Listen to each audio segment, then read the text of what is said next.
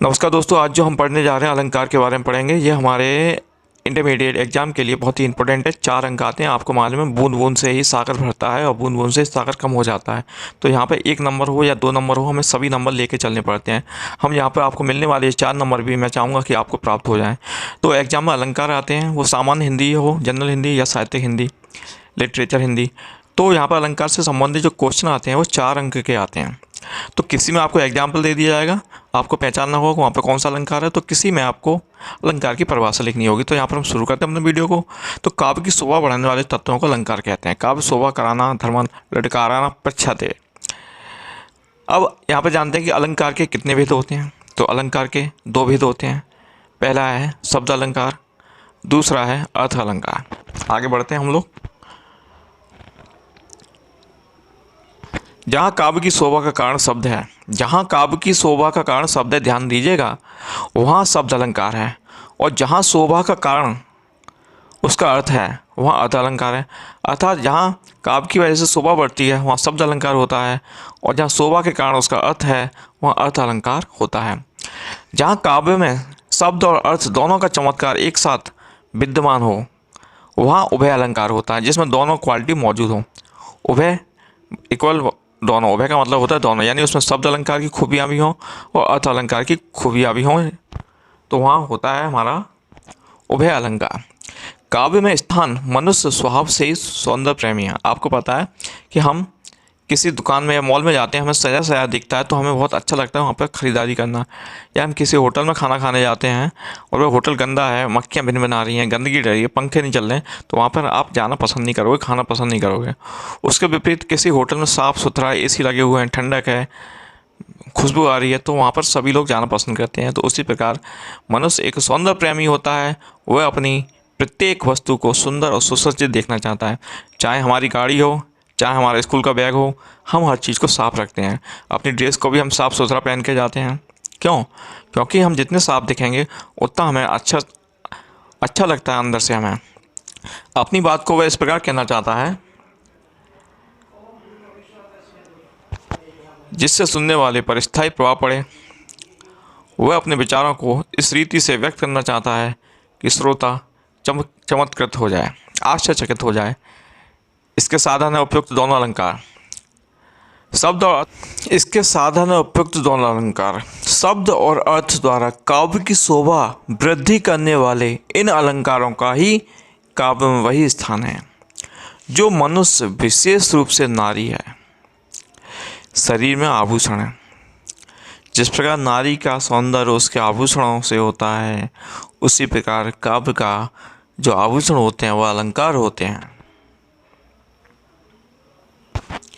शब्द अलंकार और अर्थ अलंकार में अंतर। शब्द अलंकार में यदि काव्य में चमत्कार उत्पन्न करने वाले शब्द विशेष को बदल दिया जाता है तो अलंकार समाप्त हो जाता है। किंतु अर्थ अलंकार में यदि काव्य में चमत्कार उत्पन्न करने वाले शब्द के स्थान पर उसका पर्यायवाची दूसरा शब्द रख दिया जाए तब भी अलंकार बना रहता है। जैसे एक उदाहरण है आपके सामने, कनक कनकते 100 गुनी मादकता अधिकाय। मैं कनक शब्द की सार्थक आवृत्ति के कारण यमक अलंकार। आवृत्ति का यहाँ पर मतलब होता है आना, बार बार आना, आवृत्ति। पहले कनक का अर्थ है स्वर्ण, स्वर्ण यानी कि सोना, जिसे इंग्लिश में गोल्ड बोलते हैं। और दूसरे का अर्थ है धतूरा। धतूरा आपने देखा होगा, एक फल होता है, इस पर कांटे लगे रहते हैं। यदि कनक के स्थान पर कोई उसका पर्यायवाची शब्द रख दिया जाए तो यह अलंकार समाप्त हो जाएगा। इस प्रकार अलंकार शब्द विशेष पर निर्भर होते हैं होने से यहाँ शब्द अलंकार होता है। यानी उसमें पर्यायवाची शब्द इधर से उधर बदल दिया, अगर स्वर्ण की जगह धतूरा रख दिया जाता है तो उसका अर्थ ही बदल जाता है। याद रखना सर, एक स्टूडेंट मुझसे बोला कि सर हमें हिंदी पर भी वीडियो चाहिए, तो मैंने इसलिए हिंदी बनाया था। एक्चुअली हमारी इंटरमीडिएट की कोई प्लानिंग नहीं थी, पर जब लॉकडाउन लगा तो उसके अकॉर्डिंग कुछ सिस्टम पढ़ नहीं पाए हैं, इसलिए हमने सोचा कि यहाँ पर इंटरमीडिएट के जो स्टूडेंट हैं उनकी परेशानी को देखते हुए और हाई स्कूल वाले भी कहेंगे तो उसके लिए वीडियो बना दिया है।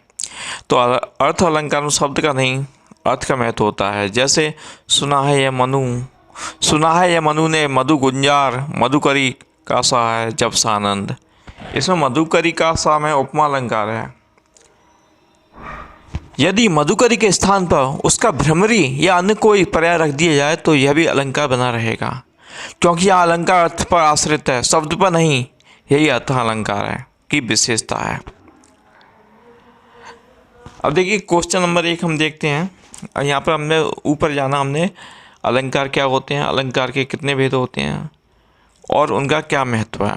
अब यहाँ पर देखिए इस प्रकार के 1 नंबर क्वेश्चन आते हैं कि क्वेश्चन आया हमारे पास कि शब्द अलंकार से आप क्या समझते हैं, इसके भेदों का उदाहरण सहित वर्णन कीजिए। शब्द अलंकार उसके भेद, जहाँ काव्य की शोभा का कारण होता है वहाँ शब्द अलंकार होता है। इसके निम्नलिखित भेद होते हैं। अब देखिए इसका जो भेद है, जो शब्द अलंकार के भेद है, देखिए अनुप्रास वाला ये किस किस सन में आया है। देखिए 2009 में आया है, 10 में आया है, 11 में, 12, 13, 14, 15, 16, 17, 18 लगातार आया है 2009 से लेकर 18 तक। तो यानी सोचिए अनुप्रास अलंकार कितना इम्पोर्टेंट है। तो अब हम पढ़ते हैं शब्द अलंकार के भेद। तो सबसे पहले आता है हमारा अनुप्रास अलंकार, जहाँ इसका लक्षण क्या बोलते हैं, इसका लक्षण है जहाँ बार बार एक ही वर्ण की आवृत्ति हो वह अनुप्रास अलंकार कहते हैं। जैसे तरनी, तनुजा, तट, तमाल, तरवर, बहु छाए। ये काव्यांजलि की आपकी यमुना छवि से लिया गया है। स्पष्टीकरण यहाँ पर आ रहा है कि ता वर्ण है, जो आपका ता, देखिए ता आ रहा है इसमें, ता आ रहा है आपका। ये थोड़ा पेन ले लेते हैं आपको बताने के लिए।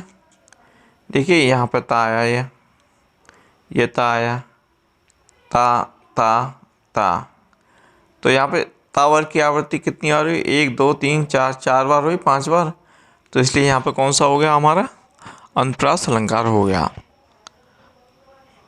आवृत्ति का इंग्लिश में कहते हैं रिपीटेशन, रिपीट होना, अतः अनुप्रास अलंकार है। अब इसमें अनुप्रास अलंकार के भी भेद होते हैं। कितने भेद होते हैं, 5 भेद होते हैं। कभी कभी ये पूछ लिया जाता है अनुप्रास अलंकार के भेदों को बताइए, केवल इतना पूछ लिया जाता है। तो याद रखना 5 भेद होते हैं। तो पहला भेद होता है हमारा छेकानुप्रास, दूसरा होता है व्यक्त्युनुप्रास, तीसरा होता है श्रुतोनुप्रास, चौथा होता है लाटानुप्रास और 5वां होता है अंतयानुप्रास। और जो छेकानुप्रास है, जहाँ एक वर्ण की आवृत्ति एक बार होती है, अर्थात एक वर्ण 2 बार आता है, वहाँ छेकानुप्रास होता है। जैसे इस करुणा कलित हृदय में अब विकल रागनी बजती है। यह आपके आंसू काव्यांजलि से लिया गया है स्पष्टीकरण। उपयुक्त पंक्ति में का वर्ग का शब्द की एक बार ही आवृत्ति हुई, अतः यहाँ छेकानुप्रास है। अब हम देखते हैं प्रत्ययानुप्रास, जहाँ एक अथवा अनेक वर्षों अनेक शब्द की आवृत्ति, जो शब्द होता है 2 या 2 से अधिक बार होती है, वहाँ व्यक्त्युनुप्रास होता है। यहाँ वर्ष छप गई है, कल छप गया हमारा। अब जैसे आ रहा है, इसका एग्जाम्पल है चारू चंद्र की चंचल किरणें खिल रही हैं जल थल में। स्पष्टीकरण यहाँ पर चा और ला 2 से अधिक बार 3 बार आया है, अतः व्यक्त्युनुप्रास है। अब हम देखते हैं छेकानुप्रास और व्यक्त्युनुप्रास में अंतर। एक वर्ण की एक बार आवृत्ति होने पर छेकानुप्रास होता है, जबकि व्यक्त्युनुप्रास में एक अथवा अनेक वर्णों की आवृत्ति, यहाँ पर वर्ण है वर्ष नहीं है, कि 2 या 2 से अधिक बार होती है, तो वहाँ होता है हमारा व्यक्त्युनुप्रास।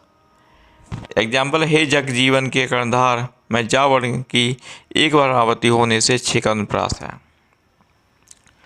ये इम्पोर्टेंट नहीं है ज़्यादा, इसका केवल हम ये जान ले रहे हैं मोटी मोटी कौन कौन सी हैं। अब हो गया छेकानुप्रास, होगा श्रुतोनुप्रास, जहाँ कंठ, तालु आदि एक स्थान से उच्चारित वर्गों की आवृत्ति होती है, वह श्रुतोनुप्रास होता है। जैसे राम कृपा भवनिशा सिरानी जागे फिर न डस्यो। इस पंक्ति में सा और ना जैसे दंत वर्णों, दंत का मतलब होता है दांत, जब बोलते समय दांत से दांत छुप जाता है अक्षर को, वहाँ दंत वर्ण होता है। और जिह्वा द्वारा होता है, जिह्वा यानी जीभ छुपती है जब हमारी तालू से, तो जिह्वा बोलते हैं। तो दंत पंक्ति के स्पर्श से उच्चारित वर्षों के आवृत्ति कारण यहाँ शब्दानुप्रास है। लाटानुप्रास, जहाँ एक ही अर्थ वाले शब्दों की आवृत्ति होती है किंतु अन्वय की भिन्नता से अर्थ बदल जाता है, वहाँ होता है लाटानुप्रास। जैसे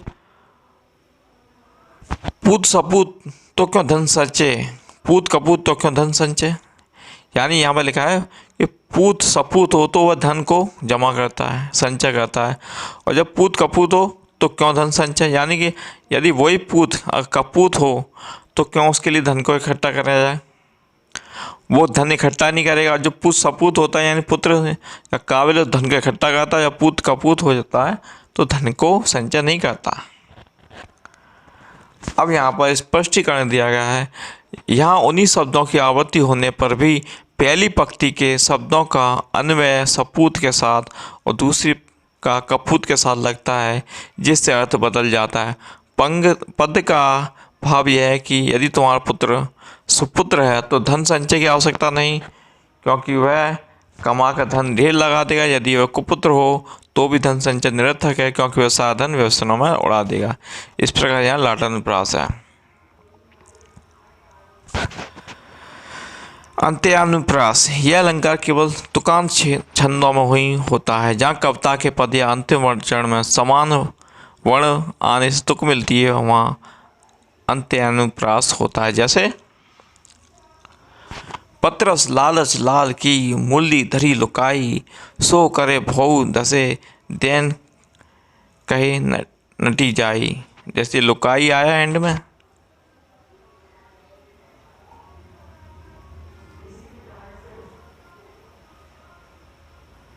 लुकाई और यहाँ जाई, इस प्रकार से। यहाँ दोनों ही पंक्तियों के अंत में आई की आवृत्ति से अंत्यानुप्रास है। अब हम देखते हैं यमक अलंकार। देखिए यमक अलंकार हमारा कितनी बार आया है।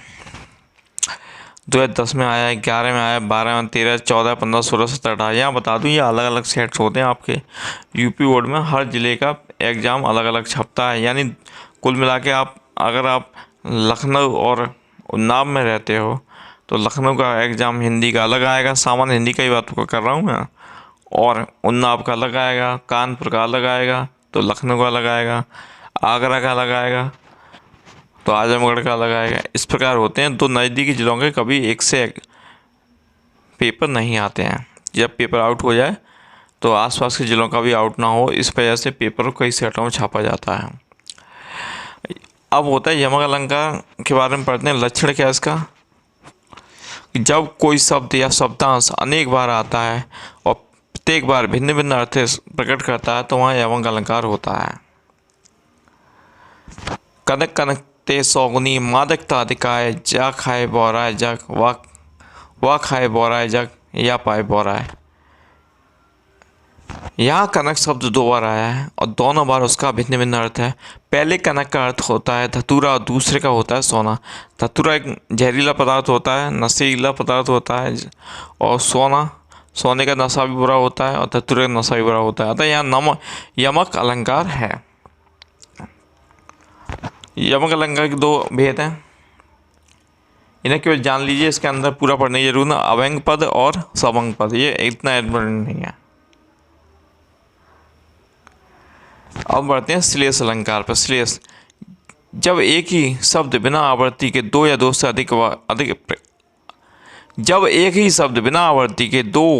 से अधिक अर्थ प्रकट करे वहाँ श्लेष अलंकार होता है। जैसे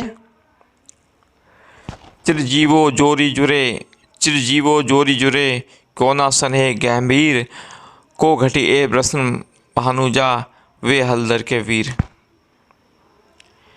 यहाँ प्रश्ना भानुजा का तथा हलदर शब्द उनके 2 अर्थ हैं। प्रश्ना भानुजा बराबर प्रश्न भानु प्लस जा बराबर वृष भानु की पुत्री राधा, और वृषा प्लस भानुजा यानी बैल की बहन गाय। हलदर बराबर एक बलराम और दूसरे का मतलब है हलदर का बैल। आपने देखा होगा कि श्री कृष्ण के भाई बलराम महाराज हमेशा हल को धारण करते थे, इसलिए उनका नाम हलदर था। और उसी प्रकार एक बैल होता है, उसके ऊपर हमेशा हल धारी रहता है, इसलिए हलदर है। तो जो श्री कृष्ण के भाई थे वो हमेशा हल को धारण करते, तो उनका नाम हलदर पड़ गया था। वृषणा भानुज में श्रेयस अलंकार है। अब इसमें अंतर इतना इम्पोर्टेंट नहीं है, अंतर को हम नहीं देखते। अब हम देखते हैं अर्थ अलंकार। अर्थ अलंकार के कितने भेद हैं? तो अर्थ अलंकार उसके भेद, जहाँ काव्य की शोभा का कारण अर्थ होता है वहाँ अर्थ अलंकार होता है। इसके निम्नलिखित भेद हैं। पहला है उपमा, ये देखिए आया है 2010, 11, 12, 13, 14, 15, 16, 17 तक आया है, 18 में नहीं आया। तो उपमा अलंकार का लक्षण लिखा हुआ है कि उपमेय उपमान के समान धर्म कथन को उपमा अलंकार कहते हैं। जैसे मुख चंद्रमा के समान सुंदर, तापस वाला सी कला, तापस वाला सी गंगा कले। उपमा अलंकार के निम्नलिखित 4 अंग होते हैं। उपमेय,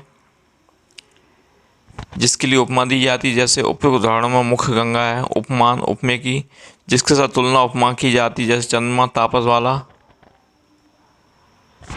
साधारण धर्म, जिस गुण या विषय में उपमेय और उपमान की तुलना की जाती है, जैसे सुंदर, सुंदरता, कलता, सुहानी। वाचक शब्द, जिस शब्द के द्वारा उपमेय और उपमान की समानता व्यक्त की जाती है, जैसे समानसी, तुल्य, सदृश, एव, सरिस, जिमी जैसा इत्यादि। अब उपमा के हम भेदों को नहीं पढ़ते, इतना इम्पोर्टेंट नहीं है, लंबा हो जाएगा, इतना नहीं पढ़ सकते हम। जो इम्पोर्टेंट है केवल वही पढ़ेंगे। पूर्व उपमा और लुप्त उपमा ज़्यादा इम्पोर्टेंट नहीं है।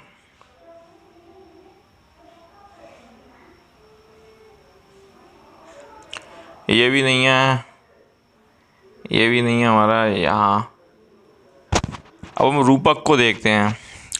जहाँ उपमेय उपमान में अभिन्नता प्रकट की जाए, अर्थात उन्हें एक ही रूप में प्रकट किया जाए, वहाँ रूपक अलंकार होता है। जैसे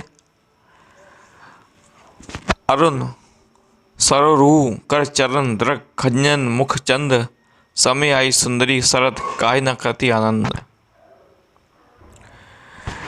इसका स्पष्टीकरण देखते हैं। इस उदाहरण में शरद ऋतु में सुंदरी को कमल के हाथ पैरों का, खंजन में आंखों और चंद्रमा के मुख में भेद रहित आरोप होने से रूपक अलंकार होता है। दोस्तों, रूपक अलंकार के भेद भी ज़्यादा इम्पोर्टेंट नहीं है, केवल हमें यहाँ पर इनके भेद नहीं देखना है, हमें केवल देखना है इनके पहचान देखनी है और इनके लक्षण देखने हैं बस। तो ये हमारा इम्पोर्टेंट नहीं है रूपक। अब हम देखते हैं उत्प्रेक्षा अलंकार। जहाँ उपमेय की उपमान के रूप में संभावना की जाए, वहाँ उत्प्रेक्षा अलंकार होता है। जैसे सोहत ओढ़, पीतु पटु श्याम, सलोने गात, मनो नीलमणि शैल पर, आतपु पयो प्रभात। यहाँ पीताम्बर ओढ़े हुए श्री कृष्ण के श्याम शरीर उपमेय की प्रातःकालीन सूर्य की प्रभा से सुशोभित नीलमणि पर्वत उपमान के रूप में संभावना किए जाने से उत्प्रेक्षा अलंकार है।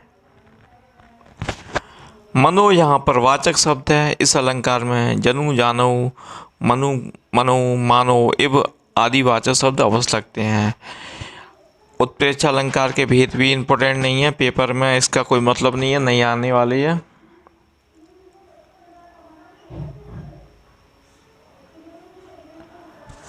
अब आता है भ्रांतिमान। भ्रांति मतलब भ्रम होना। तो जहाँ यह है हमारा 2009, 10, 14, 15, 16, 18 लक्षण देखते हैं इसका परिभाषा। जहाँ लक्षण को परिभाषा भी बोलते हैं। जहाँ समानता के कारण, जहाँ समानता के कारण इसका लक्षण है, परिभाषा है कि जहाँ समानता के कारण भ्रमवश उपमेय में उपमान की निश्चयतात्मक ज्ञान हो, वहाँ भ्रांतिमान अलंकार होता है। जैसे रस्सी उपमेय को सांप उपमान समझ लेना, रस्सी उपमेय को सांप उपमान समझ लेना। कपि करी हृदय विचार, दीनी मुद्रिका डारी, तब जानी अशोक अंगार, सिया हर्षी उठकर कहो। इसका स्पष्टीकरण है पूरा कि यहाँ सीता जी श्री राम की हीरक जटित अंगूठी को अशोक वृक्ष द्वारा प्रदत्त अंगारा समझकर उठा लेती हैं और अंगूठी उपमेय में उन्हें अंगारे उपमान का निश्चयात्मक ज्ञान होने से भ्रांतिवान अलंकार है। अब आता है हमारा संदेह अलंकार। जब किसी वस्तु में उसी के समान दूसरी वस्तु होने का संदेह होता है और कोई निश्चयात्मक ज्ञान ना हो, उसे संदेह अलंकार कहते हैं। जैसे एग्जाम्पल है, परिपूरन सिंदूर पुर केंदो मंगल घट किंदो शक्र को छत्र मणयो मानिक मयूक पट। यहाँ पर स्पष्टीकरण दिया जा रहा है। यहाँ लाल वर्ण वाले सूर में सिंदूर भरे हुए घट तथा लाल रंग वाले माणिक में जड़े हुए छत्र का संदेह होने से संदेह अलंकार हो जाता है। संदेह और भ्रांतिवान में अंतर। संदेह भ्रांतिवान में अलंकार में जो अंतर है वो इस प्रकार है कि संदेह अलंकार में उपमेय में उपमान का संदेह मात्र होता है, निश्चयात्मक ज्ञान नहीं होता। जैसे यह रस्सी है, सांप है, इसमें रस्सी उपमेय में सांप, उपमान का संदेह होता है, निश्चय नहीं है। पर किंतु भ्रांतिवान उपमेय में उपमान का निश्चय हो जाता है। जैसे रस्सी को सांप समझ के कहना है कि यह सांप है। तो आज का वीडियो यहीं समाप्त होता है। चैनल को सब्सक्राइब कर लेना, अपने दोस्तों को शेयर कर देना। जय हिंद, जय भारत।